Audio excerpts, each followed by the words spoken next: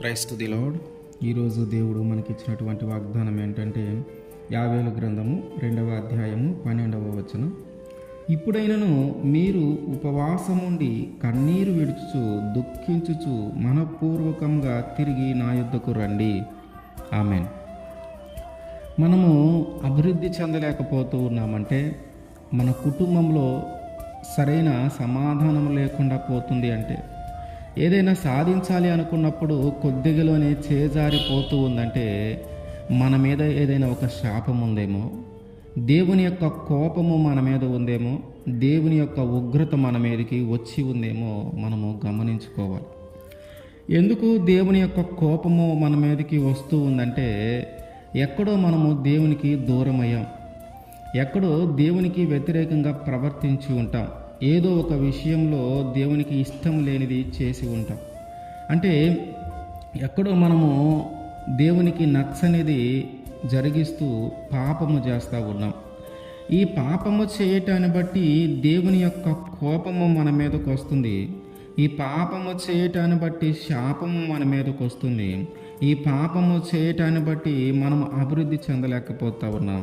ఈ పాపము చేయటాన్ని బట్టి దేవుని యొక్క కోపం మన మీదకు వస్తుంది కనుక ఆ కోపాన్ని బట్టి మన మీదకి ఒక శాపమో, లేకపోతే మనం అభివృద్ధి చెందలేకపోవటమో, సాధించాలనుకుని కొద్దిగలోనే చేజారిపోవటమో, దేవుని యొక్క కోపాన్ని బట్టి కుటుంబంలో సమాధానం లేకుండా పోవటమో జరుగుతూ ఉంది. మరి దేవుని యొక్క కోపము నుంచి మనము తప్పించబడాలంటే, దేవుని యొక్క ఉగ్రత నుంచి మనం తప్పించబడాలంటే, ఆ శాపము నుంచి మనం తప్పించబడాలంటే మొదట చేయాల్సింది ఏంటంటే మనలో ఉన్న ఆ పాపము తొలగించబడాలి. ఎక్కడైతే మనము దేవునికి వ్యతిరేకంగా ఉన్నామో, ఏ విషయంలో అయితే దేవునికి ఇష్టం లేకుండా ప్రవర్తిస్తూ ఉన్నామో, ఏ విషయంలో అయితే దేవునికి నచ్చనిది చేస్తూ ఉన్నామో, వాటన్నిటిని బట్టి మనము వాటన్నిటిని ఆపివేసి, అదేంటో మనం గ్రహించి వాటన్నిటిని బట్టి తిరిగి దేవుని వైపు తిరగాలి. వాటన్నిటిని ఆయన సన్నిధిలో కానీ మనం ఒప్పుకుంటే, వాటన్నిటిని బట్టి కానీ మనం పశ్చాత్తాపడితే, వాటన్నిటిని బట్టి ఎందుకైతే దూరం అయ్యామో తిరిగి దేవుని చెంతకు చేరితే, అప్పుడు దేవుని యొక్క కోపము మన మీద నుంచి తొలగిపోతుంది. ఎందుకంటే ఆయన నిరంతరము కోపం చూపించే దేవుడు కాడు. కనుక ఆయన కోపం ఎప్పుడైతే మన మీద నుంచి తొలగిపోతుందో ఆ శాపము తొలగిపోతుంది, ఆ ఉగ్రత తొలగిపోతుంది. అప్పుడు మన జీవితము చక్కగా జీవించగలుగుతాం, అప్పుడు మనం అభివృద్ధి చెందగలుగుతాం, అప్పుడు మన కుటుంబంలో సమాధానం ఉంటుంది, అప్పుడు మనం సాధించాలి అనుకున్నది సాధించగలుగుతాం. కనుక ఆయన అంటున్నాడు, ఇప్పుడైనా మీరు నా వైపు తిరగండి, ఇప్పుడైనా మీరు ఉపవాసం ఉండి కన్నీరు విడుచుచు దుఃఖించుచు మనపూర్వకంగా తిరిగి నా యొద్దకు రండి. సరే, ఏదో జరిగిపోయింది, పొరపాటు మన వల్ల జరిగిపోయింది, దేవుని దగ్గరికి వచ్చి ఒప్పుకుందాం. మనమే ఒక తప్పు చేసాము, అదేదో ఒక బలహీనతలాగా జరిగిపోయింది, అనుకోకుండా జరిగిపోయిందని చెప్పి దేవుని దగ్గరకు వచ్చి ఒప్పుకుందాం. ఒక పాపము చేయటానికి గల కారణం ఏంటో, అది ఎలా జరిగిందో, ఎందుకు జరగాల్సి వచ్చిందో అవన్నీ చెప్పి వాటన్నిటిని కానీ మనం దేవుని దగ్గర ఒప్పుకుంటే ఆయన ఖచ్చితంగా మనల్ని క్షమించగలిగిన దేవుడు. వాటిని ఒప్పుకొని వాటిని విడిచిపెట్టాలి. వాటిని ఒప్పుకొని వాటిని విడిచిపెడితే ఆయన కనికరము కలిగిన దేవుడు గనుక, ఆయన జాలి కలిగిన దేవుడు గనుక, ఆయన కోపము నిమిషము మాత్రమే ఉండేది కనుక, ఆయన కృప ఆయుష్కాలమంతయు ఉండేది కనుక, ఆయన దయ ఆయుష్కాలమంతా ఉండేది కనుక, మనం ఎప్పుడైతే ఆయన వద్దకు వస్తామో అప్పుడు మనం క్షమించబడతాం. మనం గమనిస్తే నినివే ప్రజల యొక్క కోపము, నినివే ప్రజల యొక్క పాపము చాలా విస్తారమైనది. అందువల్ల దేవుని యొక్క కోపము వారి మీదకి వచ్చింది, దేవుని యొక్క ఉగ్రత వారి మీదకి వచ్చింది.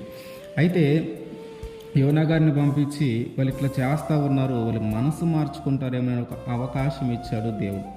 ఇక 40 రోజుల్లో పట్టణం నాశనం చేయబడుతుంది అని చెప్పమంటే యోనా గారు చెప్పారు. ఎప్పుడైతే ఆ మాట వారు విన్నారో వెంటనే వారు చేసిన పాపాన్ని గ్రహించారో, వారు చేసిన తప్పులను గ్రహించి ఉపవాసం ఉండి దేవునికి ప్రార్థన చేశారు.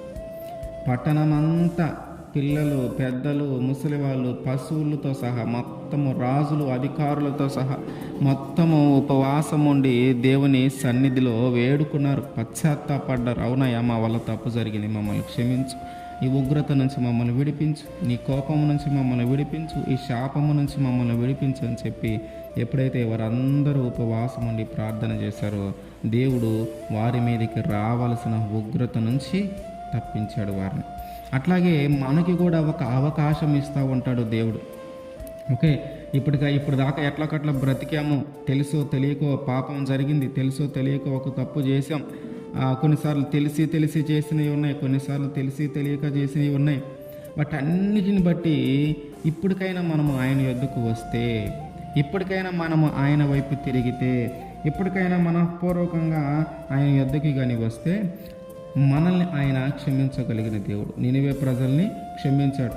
అట్లాగే మనల్ని కూడా మనం చేసిన పాపమును బట్టి, మనం చేసిన దోషములు బట్టి ఇప్పటికైనా మనం ఆయన వైపు తిరిగి ఉపవాసం ఉండి దుఃఖించుచు మనఃపూర్వకంగా కానీ ఆయన యొద్దకు వస్తే, మనఃపూర్వకంగానే ఆయన అడిగితే, అయ్యా నేను ఫలానా పాపం చేశాను, నన్ను క్షమించు, నేను ఫలానా దోషం చేశాను, నన్ను క్షమించు, నా వల్ల నేను ఇట్లాంటిది జరిగించానయ్యా, నన్ను క్షమించు అని చెప్పి ఆయన కానీ మనం అడిగితే, ఆయన యొద్ద కానీ మనం పశ్చాత్తాపడితే ఆయన కరుణ చూపించగలిగిన దేవుడు కనుక ఆయన మన పాపముల నుండి మనల్ని విడిపిస్తాడు. మన మీదకి రావాల్సిన శిక్ష నుంచి మనల్ని తప్పిస్తాడు.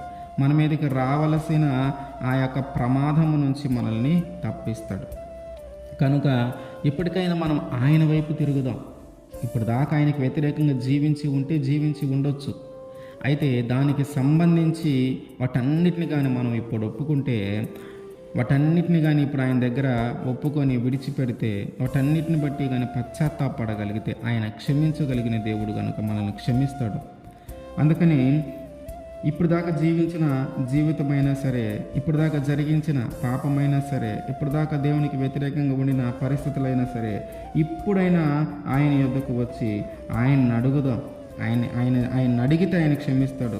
ఆయన యొద్దకు మనఃపూర్వకంగా వస్తే ఆయన ఖచ్చితంగా మనల్ని స్వీకరించగలుగుతాడు. కనుక ఆయన అంటున్నాడు, ఎప్పటికైనా తిరిగి నా యొద్దకు రండి, ఎప్పటికైనా మనఃపూర్వకంగా తిరిగి నా యొద్దకు రండి, ఇప్పటికైనా మీరు ఉపవాసం ఉండి కన్నీళ్లు విడుచుచు దుఃఖించుచు మనఃపూర్వకంగా నా యొద్దకు తిరిగి రమ్మంటున్నాడు. కనుక మనము ఆయన యొద్దకు వెళితే మనం క్షమించబడతాం. మనం ఆయన యొద్దకు వెళితే మన జీవితము బాగుంటుంది. మనం ఆయన యొద్దకు వెళితే మనం అభివృద్ధి చెందగలుగుతాం. మనం ఆయన యొద్దకు వెళితే మన కుటుంబంలో సమాధానం ఉంటుంది. మనం ఆయన యొద్దకు వెళితే మనం ఏదైనా సాధించాలనుకున్నప్పుడు సాధించగలుగుతాం. మన ఆయన యొద్దకు వెళితే మన జీవితము బాగుంటుంది. ఇవన్నిట్లో మనం విజయం సాధించగలిగేలాగా దేవుడే మన మీద ఉన్న శాపాన్ని కొట్టివేస్తాడు. ఆమేన్.